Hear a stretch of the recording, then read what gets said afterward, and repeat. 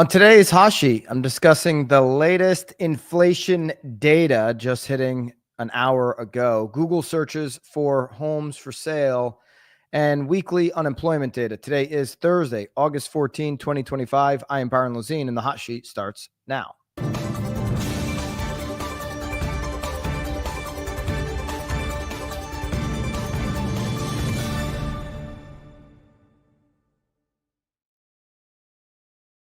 Live from Naples, Florida, another day of big inflation news. The PPI released today, producer price indexes, and this one is not like the CPI release from this week. Okay, CPI this week, CPI, let's remember, that's the one more closely watched by investors. When you think about Wall Street, they look at the CPI. They look at the CPI very closely. And then we had, and that was earlier this week. It came in, remember, right around expectations. So the markets had been, kind of pricing in since the job report that the Fed is going to lower the interest rates. And so the market responding positively. Okay, we're going to get a cut in the future in September. JP Morgan says a cut and then four more. Which could be at jeopardy here today. We'll talk about it. Then when you see a CPI that comes in around expectations and doesn't show inflation heating up, according to the CPI earlier this week, then you get investors kind of plowing into the stock market. All-time high stock markets, companies, all-time highs, all-time high record home prices. A lot of all-time highs being hit, stock market being one of them, and the reaction to the CPI. If you look at what the Fed looks at more, it's PCE. Well, today we get neither of the two. We kind of get the meat between the two buns. We get the PPI, okay, producer price index. It's not as closely looked at as CPI, but it's something that definitely want to look at as it relates to inflation. It measures final demand goods and services. And Dow Jones had an estimate of 0.2% increase. And this was hot, and this was way bigger than expected. Wholesale prices rise 0.9% for July. So 0.9 of a point, almost a full point, way more than expected here on the producer price index. The 0.9% in July is seasonally adjusted. This is the, remember, BLS comes out with these numbers, Bureau of Labor Statistics. The head of the BLS was fired by President Trump. Now you have a new appointee that is going to obviously fit in there into the mix here soon. Final demand prices were unchanged in June. They moved up 0.4% in May. Okay, so this jump here is certainly the largest of the year. It's also the largest since 2022. Okay. If you look here, we'll go to 1 month percent change. The 0.9% is greater than that big jump we saw in August 2023, which was 0.7. We had a January jump this year at 0.7%. And you got to go back here, March of 2022, you had a 1.7%. You had 0.9 in May. So you got to go back to May, June to get those 0.9 month over month increases here on PPI. If you got to go back to 22 to get year over year marks to meet this level on the producer price index, and you got to go back to 2022 to get month over month increases that match this hot inflation report on the PPI that we are now seeing here today. Okay, so here's a 12-month percent changes in this final demand price index. If you take out food and energy, we're still at a 0.9%. So 0.9% on the headline, 0.9% less food and energy. So either way you cut these numbers, way more than expectations and way more than we've seen here in recent memory on this producer price index, this wholesale inflation data. Okay. So total final demand 0.9, energy comes in at 0.9, and there you go. Final demand for inflation, final demand services on inflation comes in way hotter than expected. Now, what will happen here with rates? That was the first place by my, okay, yesterday was like all but certain, it seemed like. You had CME Group rarely putting out a 99 percentile on where, what's going to happen on the rate cut coming in September. It's a little more than 30 days away. Of course, the FOMC is going to be able to enjoy their Jackson Hole symposium between now and then. And what will the signal be then? We now have some inflation data that was as expected, CPI earlier this week. We have wholesale data now today, way hotter than what expectations were. We have a really bad jobs report, which is where the expectations for a cut are being driven primarily from. Again, JP Morgan Chase yesterday said, yeah, it's not just going to be one cut in September. There's going to be 4 more after that, which means there's going to be some 50 basis point cuts. Scott Bessent, Secretary of Treasury, said yesterday, he said a couple things yesterday. He said that the Fed should cut a half a point on the rates in September, which I agree with.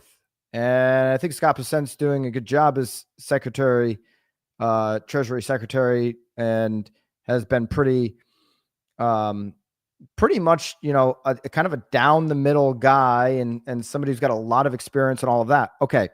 But then he said something very, I would consider psychotic. This was according to Scott Bessent. Doesn't say it here on the Polymarket tweet, but Trump considering reappointing Janet Yellen as the Fed chair. You can see the massive agent responding to that. WTF, like Janet Yellen. So Scott Bessent said 2 things yesterday. Hey, the Fed should cut a half a point. I agree. And then said open to Janet Yellen coming back. Okay. All right. Do we want to go backwards? I guess I'm not sure why that would be the case. But what does CME Group say? And they've been very accurate, certainly as you get closer to these meetings. Well, they're still, still as you absorb this first hit here on wholesale inflation, they're still calling for a 95% chance that there will be a cut. I'll just refresh to make sure that we haven't missed anything in real time here. But here we go, 95% chance according to CME Group. So as the market absorbs it, moved down from 99% chance that there's going to be a cut to a 95 essentially percent chance that there will be a cut. Now, maybe Polymarket has a bigger knee-jerk reaction to the PPI, to the wholesale inflation data, and hotter than expected. And they moved from an 80% yesterday, okay, down to a 74%. So both moving about 5 points. Remember, there's still 5 points on Polymarket that says there'll be a 50 basis points. So you're talking about a 79% chance that there will be a cut, and essentially 20% chance on Polymarket that there will be no cut. So the knee-jerk reactions from the market have not been huge. Obviously, they're going to absorb this data, price that into what that could mean for the future. If we just look at the markets right now, the Dow opens up here today down 0.4%, so down almost 200 points. The S&P 500 is essentially flat, and then NASDAQ kind of moving flat as well. I mean, down 0.15%, and obviously, that is not as big of a knee-jerk reaction as you might assume. So this signals a couple things. I think the market is still in line with what CME Group and Polymarket is saying here, that there's going to be a cut coming in September. So they're not moving off of that they've priced that in, and kind of just in a wait and see mode, not as worried about this inflation print on a knee-jerk reaction here as we sit here, just 70 minutes outside of the release. You're not seeing the markets react one significant way or the other. The 10-year comes in at 4.26 rather. 4.6 would be bad. 4.26. here. And so this is a jump up, as you can see, a little bit of a sell-off in the equity market, and a little bit of movement here up on the 10-year treasury. That's off of the announcement of the wholesale inflation, still not at the 5-day high level, and certainly not at the 30-day high level. So 4.26 spreads have been much better. So if the 10 years kind of sits there today, I don't expect much of a movement on the 30-year fixed, which we had great news yesterday. Okay. Great news. We hit another year-to-date low on the 30-year fix, 6.53, setting a new year-to-date low, 10-month low on the 30-year fixed. And with spreads having improved as much as they have between the 10-year and the 30-year, even with a slight bump on the 10-year, we could still sit between that 657, 658 range and the 653 when the print comes out later today on the 30-year. But new year-to-date low, that's the good news. The bad news here as we start this Thursday off is that wholesale prices did increase much, much hotter than expected. One thing that's maybe increasing hotter than expected as well is Google searches for homes for sale. Okay. Buyers are browsing. This would support Jeremy Waxman, CEO of Zillow's, claim in the New York Times. He did a full interview on the New York Times. They were talking to him about like what his favorite color is and what his favorite movie is, and they had all these softball questions for him. But mixed in there, he was talking a little bit about Zillow, and he talked about things like buyers are browsing. We see buyers browsing, substantial traffic on the website, and Google would support that claim. Okay. 2-year high now on searches on Google. So 2-year high is hit. Homes for sale. Remember, why is homes.com, Zillow, and these other sites so much more powerful than your IDX feed? Well, I mean, look at this. This is just a screenshot. They're actually sponsoring. It's expensive. I mean, I do this in my market. I pay for the Google, homes for sale in certain markets. We have pay-per-click running to our IDX site. Obviously, you should too, but it's competitive. It's expensive because Zillow and Homes are running that play. Okay. And Zillow and Homes are recognizable. Oh, I see that as the first landing on Google. I click there after I click for homes for sale in X area. Maybe I saw, an open out. Are there any other homes for sale in this neighborhood? People Google things. It's a tradition, just like hot dogs on the 4th of July. It's something people now do. They Google it and they land on Zillow in that way, or land somewhere else, obviously, if somebody's doing it better. But right now, these searches on Google are up. Okay. Google Trends are tracking. If you don't look at the Google Trends in your business, in your market, you should. They track how often specific search phrases. In this article, you can grab on nowbam.com. Obviously, no paywalls on nowbam.com. We believe information should be free and accessible. So if you look at these two searches and homes for sale and houses for sale, they've been on a steady climb here throughout the year. By mid-July, both hit a peak not seen since 2023. 100 is being the highest amount of search activity. So coming off of 2023, where it was at 100, now have in mid-July came back to that level and then slightly cooled off.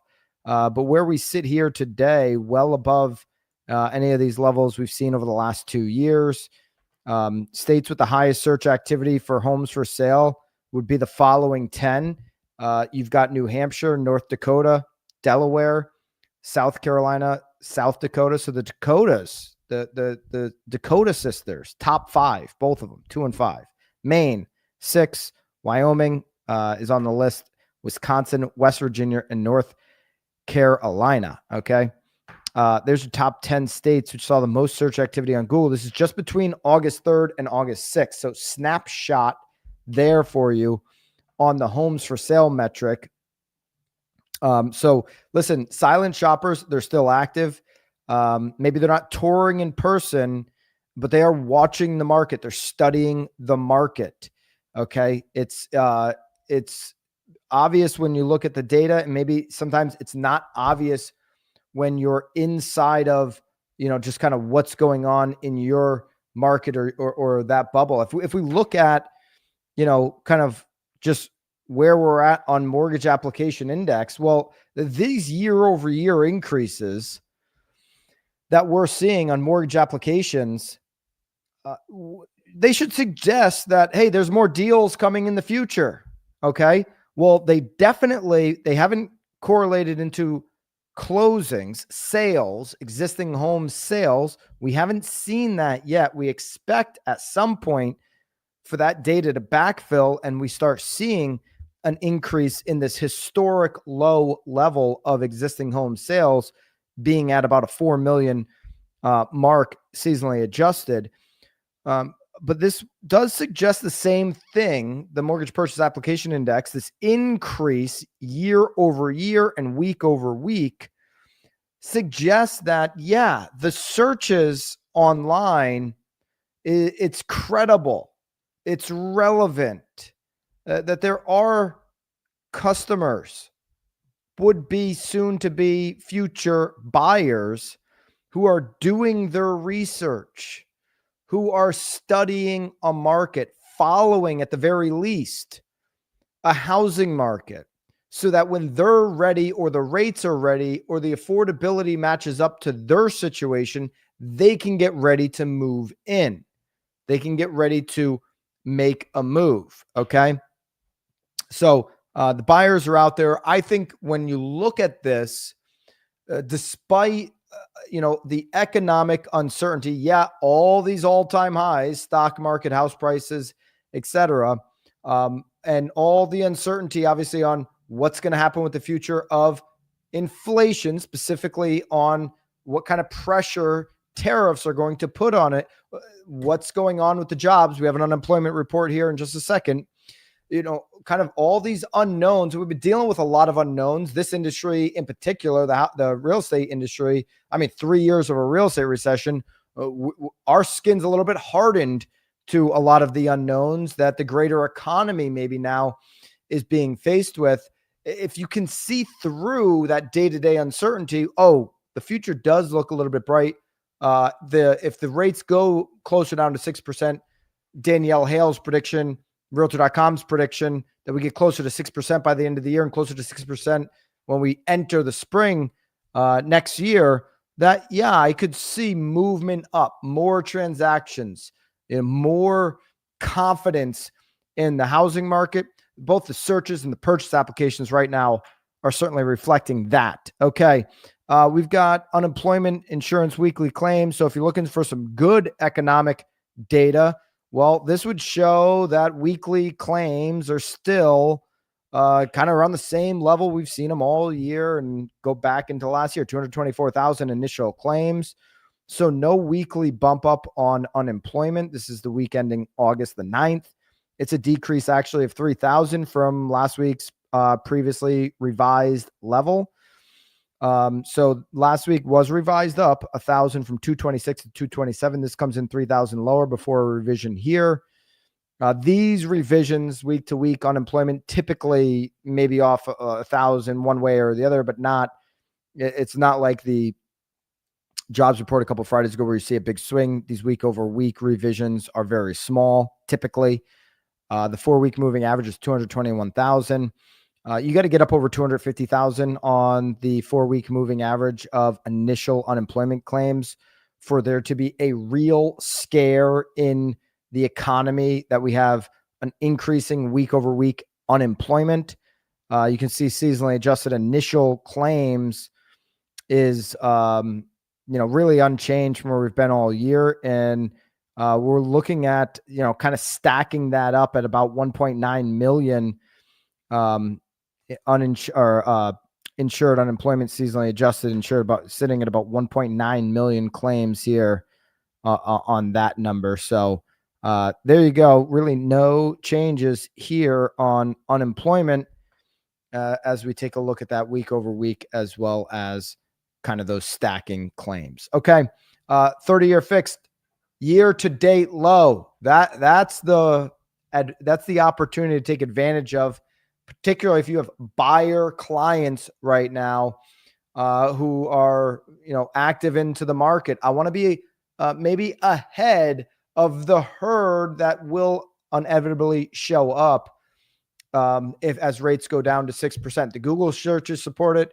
The purchase applications support it. So there, we're not guessing when we say, hey, if rates move down, will there be more competition for the buyers out there? Yeah, of course they will. There's 2 data points right there inside of this hot sheet for you to be able to share with your buyer customers and your buyer clients. They're like, really? You think there's going to be more competition as rates move down? Yeah, the data supports it. So maybe you negotiate now while you have less competition and be an early mover, just like those buyers who were early on COVID got the best deals. All the slides from today are available for you inside of BAMX on School, as well as all of the notes.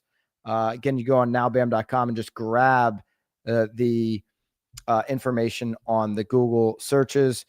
Jump into BAMX on School. Go to school.com/BAMX. Yesterday, I mean, I got saw so many comments from yesterday's live with Chris Benjamin. In 2 weeks, he'll be going live again inside the community every single Tuesday morning before the hot sheet. Myself, Tom Toole, and Lisa Chinati do mastery on conversations with live role playing. And so go to school.com/BAMX every single Friday. So that'll be tomorrow. We do our weekly content drop where you get your new content for the week, hyper local content. That's just not your templates on Instagram, but your blog posts, your email newsletters, as well as your video scripts. New, fresh data released every single Friday. And it's way more accurate than the CPI. I promise you that. So school.com/BAMX. It's the #1 agent community to close more deals, period. End of story. Get into it. School.com/BAMX. You can try it out for the next 7 days. All right. There's your hot sheet for the day and for the week. Tomorrow, little teaser. Tomorrow's Knowledge Broker podcast, separate YouTube channel. If you're not familiar, I'd love to see you go and subscribe to that YouTube channel. Tomorrow, we're going to have the CEO of Remax on with myself, Tom, and Lisa. So if you're not subscribed to Knowledge Brokers Pod, separate YouTube channel, Spotify, Apple, all that, if you prefer to listen there. Haley just dropped the link into the chat. We're going to have the Remax CEO tomorrow on Knowledge Brokers Pod, and super juicy one. So make sure that you go check that out. Love to see you guys over there. All right. There you go. There's your hot sheet. I'll see you guys over on Knowledge Brokers tomorrow. Until then, of course, toodaloo.